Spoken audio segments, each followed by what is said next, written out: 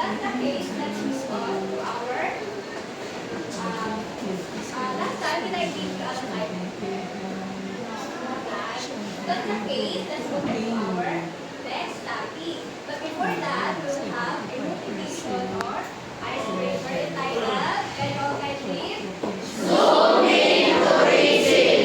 Okay, the instruction is, I have something to show you as 15 pictures, and you will guess what or where it is represented in a hot sheet.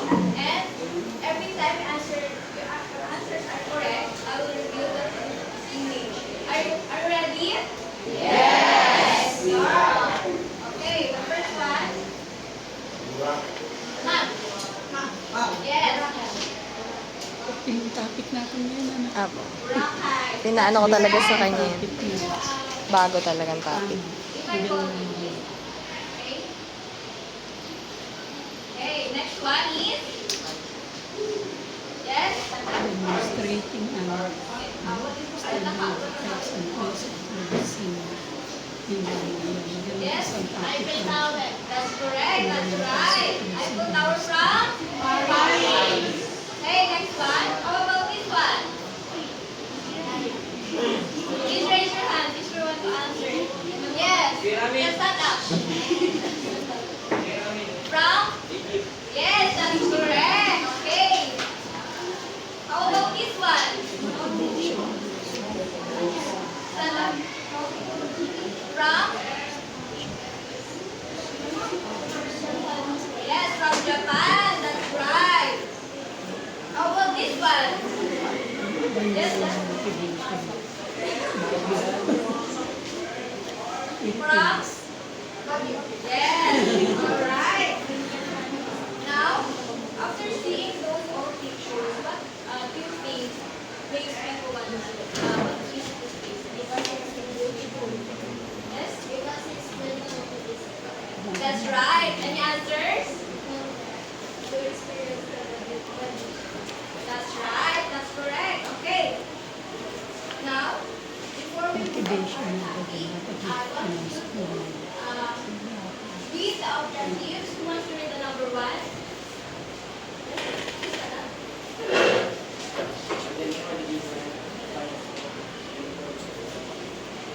Okay, for number two, who wants to read?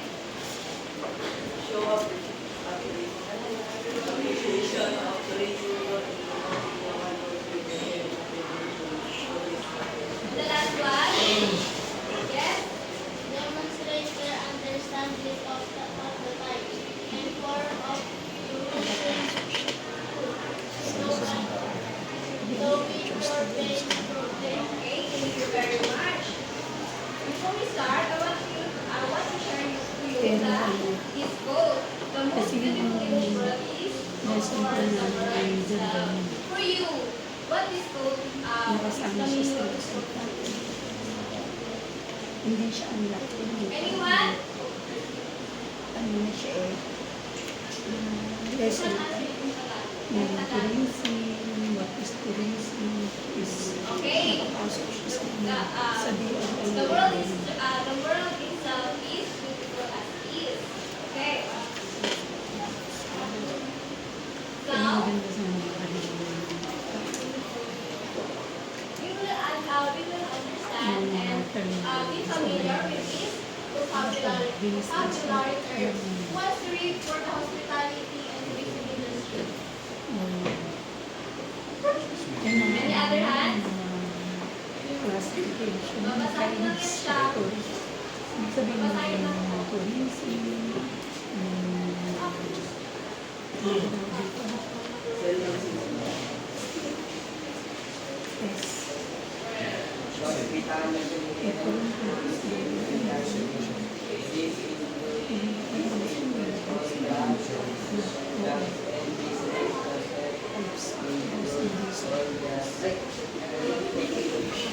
based on origin,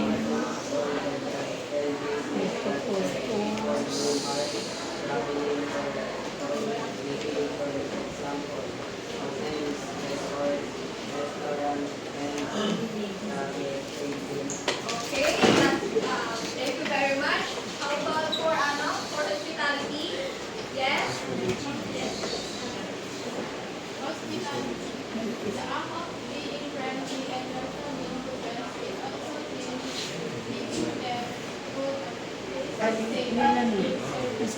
yung likas namin sa Okay, so next one. Thank kasi you sa very much. video, Next one. nakita ko yun. Nakita ko sa video. Okay, purple I-ano travel. nila lang ang natin. Glass. For the last one, Para any other one? sa distansya, yung mga course na. Tatlo lang ba yung estudyante ko dito? Oo. Kumbaga, dun sa baggage ang motivation na na-discuss na routine activities na. Alright. Do you have any idea what will be our topic for today? Based on the pictures, may idea na ba kayo? Yung motivation na yung Singapore, Easy, about tourism. Okay. Our first classification of tourism is based on point of origin. Under this is there's two types under this, which is the first one, domestic tourism. Who wants to read? Pensionary person travelers using their own home. For example, you're from here in Bataan and you want to travel to Baguio or Singapore, fun or vacation. Can you give me another example?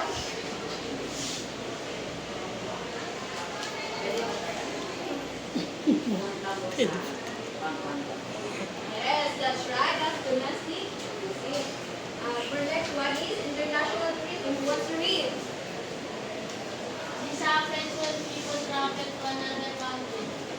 For instance, if Filipinos want to visit or have a vacation to Japan and Koreans want to visit our country.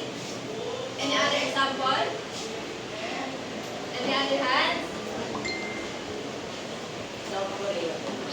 Yes. Okay. For our second classification is based on travel arrangement. The first one is independent tourism. Who wants to read? The traveler plans the trip on their own. They book their own hotel, transportation, and activities.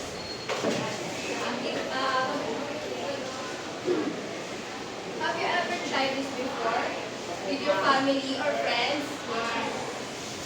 Give me an example.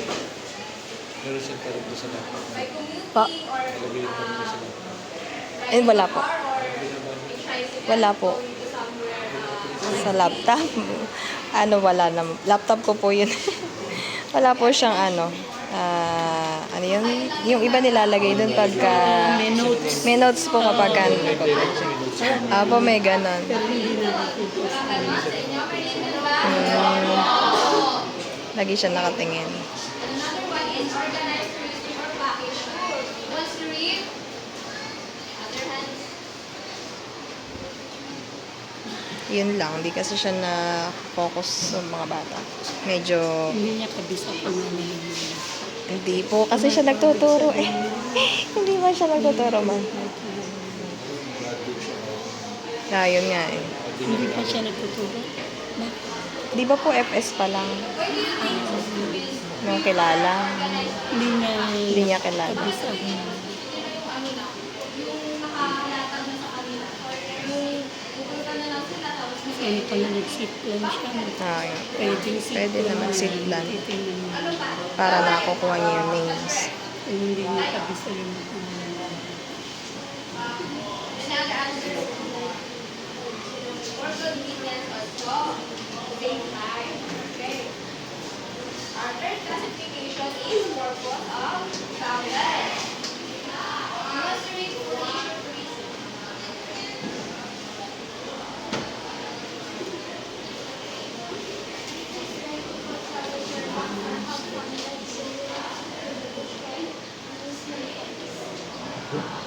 Where do you usually go when you want to have fun or want to relax?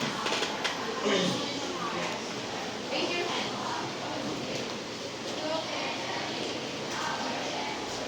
Wala nang ibang kamay.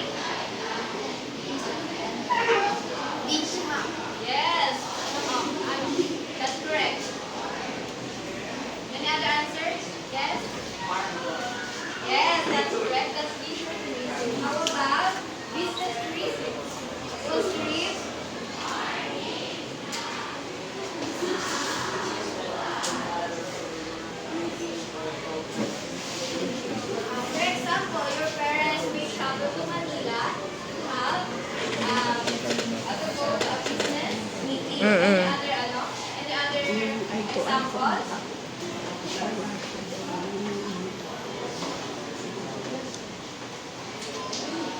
Like seminar. That's right. Okay. Parang mannerism yun. What's the name? Nakatuloy siya.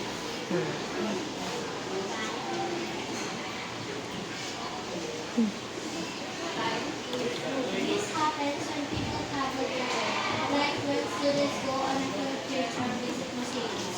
Thank you very much. That's right. Do you ever join educational tour or field trip before? Like a weekend festival. Kamulan ba kayo ng Oh! That's educational tourism. And the last one is health tourism. Who wants to read?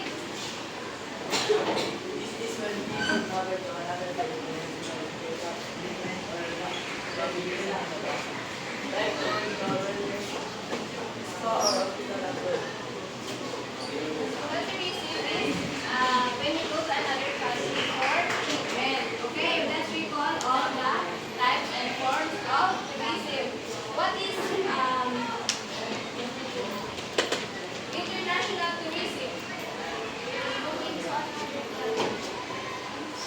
Alam mo yung topic na yan, maganda rin yan sa discussion.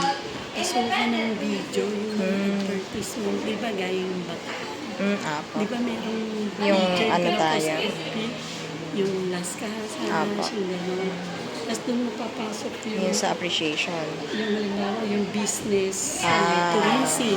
Ano yung nakita niyo sa video na pumasok yung business tourism para medyo hindi monotonous na discussion. Magandang topic yan kung tutusin. Pag-time. Organize or package for ano? Yung mga dati natin estudyante, alam mo. Hindi ba na-discuss mo yung text mo sa akin? Ay, hindi, nag-discuss. Magpapayan na Nag-discuss natin yun, di ba? Yung PECS. Sa umpisa na yan. Kasama daw sa armay. Sarap. Ay, ganun. Eh, diniscuss naman natin. Nag-discuss naman po. Kaya lang ang uulitin na naman kasi medyo matagal na yun. Sobrang tagal na nun, ng PEX. Pero dinidiscuss naman natin yun Yung dati. mga higher year natin, alam nyo. Pero ito, yung grade 7, 8 mukhang hindi. Ang 7 hindi na tayo nag-PEX kasi iba na yung ano namin ngayon. Iba na Tapos, total nasa FCS. Singitan ng Sa isang linggo. Kailan po ba magkakaroon? next week na eh. Ano papasokan natin ng PEX yung lesson? Magpamaya tayo mga bandang labis. Hi! Next week na. Oo, buong linggo nga eh. Ay, bakit po? 10 to 14. Ngayon, siguro by schedule na lang yan, subject. Paano po yun? Eh, may pre-demo pa nga, hindi pa yari. Ayun na nga, paano yung schedule po ng Armaya? Ano, parang periodical test na schedule, ma'am? Ganon? O hindi naman? Sabi pa, style ng periodical. Whole week? Paano yun? By batch? Paano po yun? Hindi Ba't ko ganun? ganyan. Eh, di bigla natin ipapasok yung PEX. Ayun na. So, Hindi, dapat man sa Friday. Sa Friday, pare-parehas tayo fix. okay, PEX. Isang araw, kahit pa paano mauna natin. Sabi. Wala yung module ko ng PEX. Ano yan, group activity na siya? Opo. Sa appreciation na po yan. Describe your chosen tourist spot in 3 words. Sa part ng appreciation siya. I have some pictures here in 20 tourist spot that you would like to visit. Ay, oo, ito yung nandun sa DLL natin, ano? May travel dome. Opo. Pero iniba niya. Iniba lang niya, oo. Where write 3 words describing why you like to go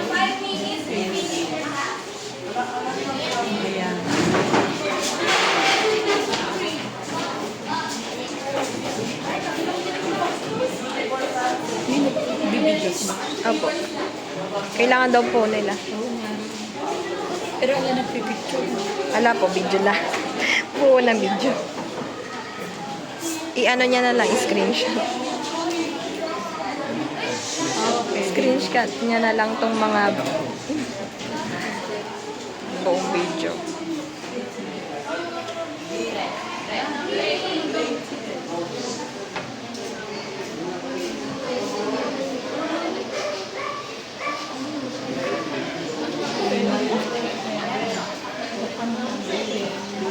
Hanggang 10:15 to.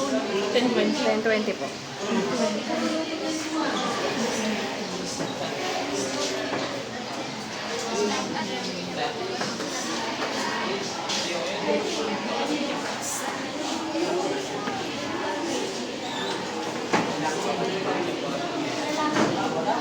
Prerequisite na nila ngayon na may pre-demo po. Dati wala tayong ganito sir. Alin? Yung FS. Hindi na meron. Kaya lang nasa second sem. Okay. Kasunod ng final. Final demo. Eh ngayon, ang ginawa natin para hindi tayo masyadong nahihirapan ng second sem. Yung pre-demo, nilagay na natin Sa bagay para sa susunod. sa Medyo kumbaga para din mas yung kulang nila, ganun. Pagdating sa final, kasi nung magkasunod, kaya ngayon hinati na natin pa. Hindi na tayo masyadong stress, pagod. Kaya pagpasok ng December na yung balik nila, dapat ano na sila kung anong topic talaga. So, isa na sila ng lesson planning.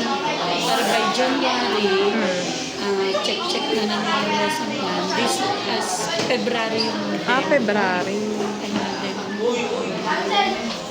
Hindi na tayo mag-March kasi Masyado na tayong ano nun. Mahirap na yung March. tapos January may basket tayo. January po ba? January. Dati February ba sir Mga natin? last week siguro.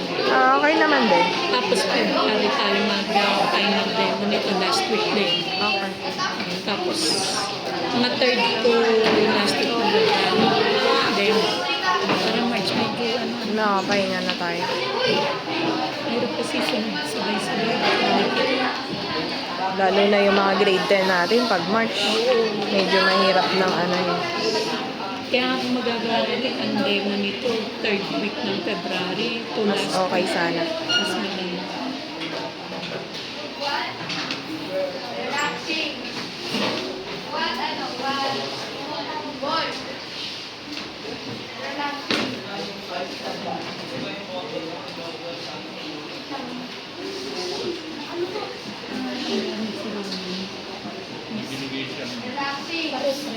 Magkakaiba pong ano, destination.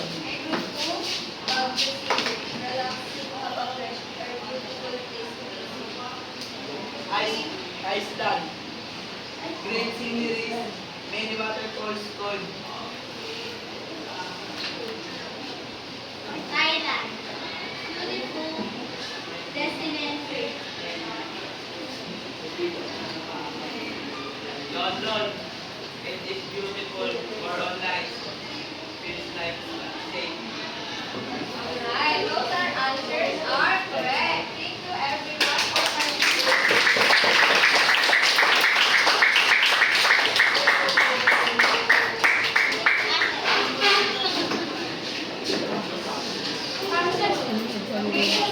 Talking about music. We will have a game again. It's called Guess Not Crazy. Do you know what charade? Yes! This is kind of charade, but with a twist because more on pictures, picture-based game na to. So, Generalization. this will be Ang group 1 and this will be group 2.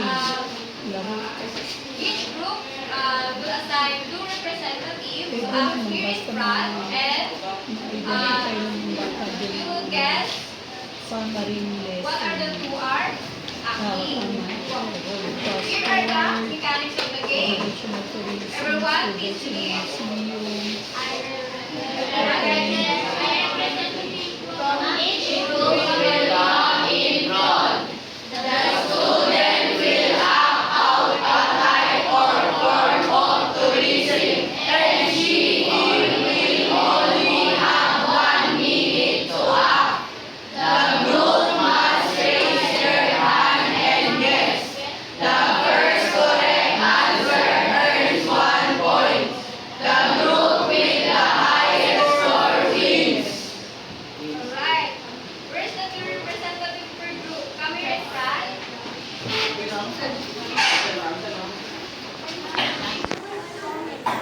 Ayan ang pinaka-generalization.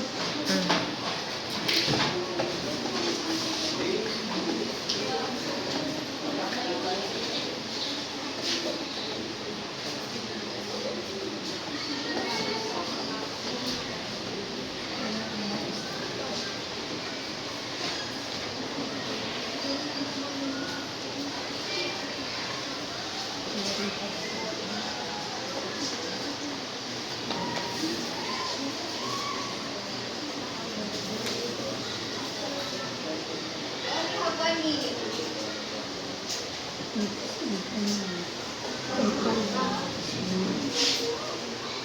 Abo, nandun sa room ko. Karen pa. Pagayari. Abo, baba naman tayo. Timer starts now. Ah, siya po nagawa ng lesson. Binigyan ko siya ng preview, pero hindi siya yung totoong draft ng lesson. Binigyan ko siya kung paano ako mag-lesson. Nasabi ko, ayusin mo, baguhin mo. Parang Pinakita ko sa kanya kung dati kong lesson. Sabi ko, walang motivation yan, walang review yan, wala ka akong application yan, ikaw na maglagay. Pero ganyan ka ako yung flow ng lesson ko. Siya naman naglagay. Pati yung mga activity siya nag-isip. Yung isa, si Sir Russell daw ang nag-isip ng lesson. Hindi ko na po binago eh. Isa. Hindi, iba yung... Pero ako na rin nag-checks mo po eh. Di ba dala yung wala? Yung kay Jan... Yung isa nakita niya. Yun sa kanya naman na-check ko. Na-check ko na. Understand? Yes. What kind of reason is there acting? Stand up. Gusto ko yung makita That's yung right. Group 1 have 1 point.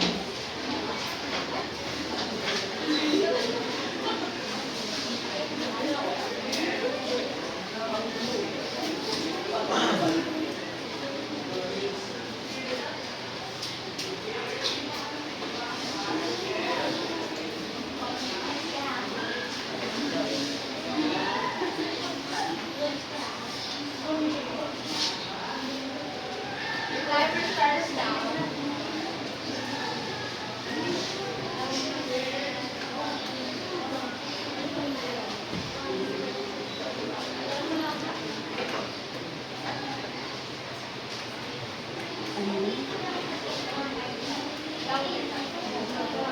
Louder, louder.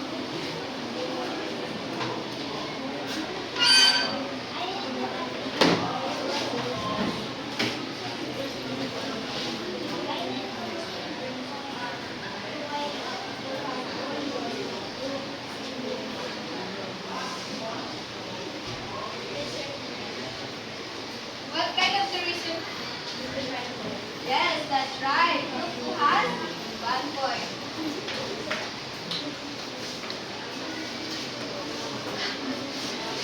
ano na ba yun? Oh.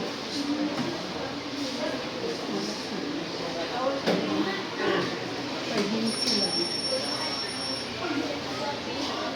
Ikaw ang ganyan. Tapos kung 10 minutes.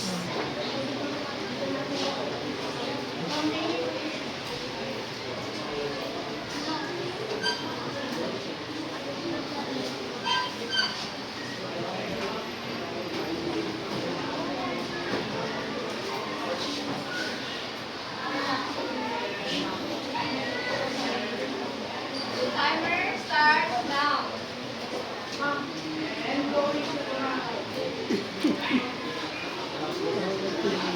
What kind of tourism? Huh? Domestic tourism, that's right. Nice.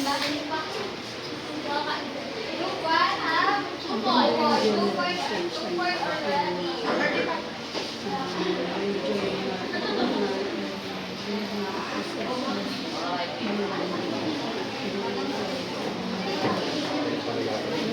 Halimbawa, di ba sabi niya ba may state tourism, pwede mo i-follow up.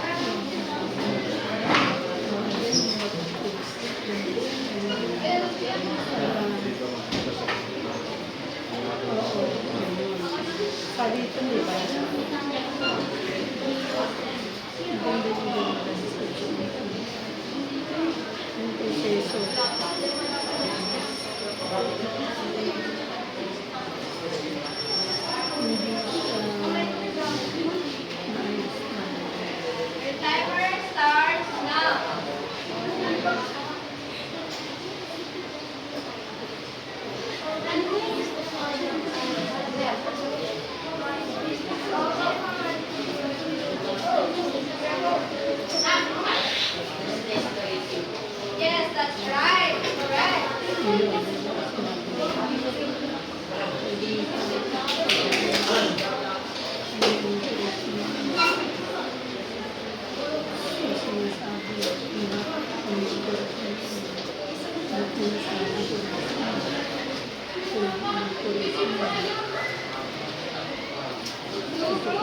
tourism, picture is about educational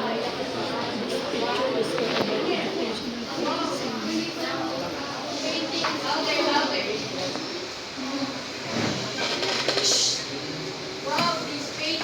Konti na lang.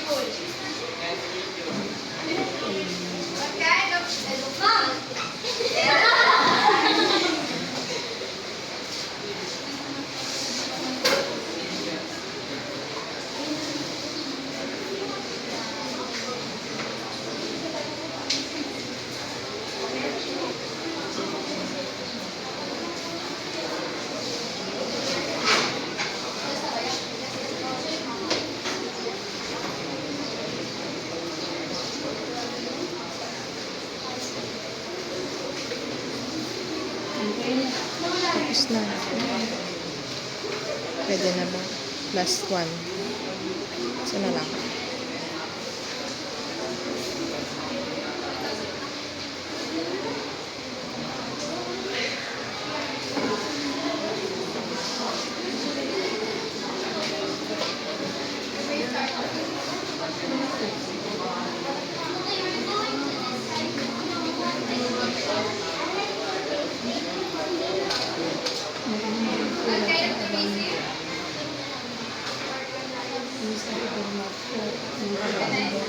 That's right. Sabi ko kasi,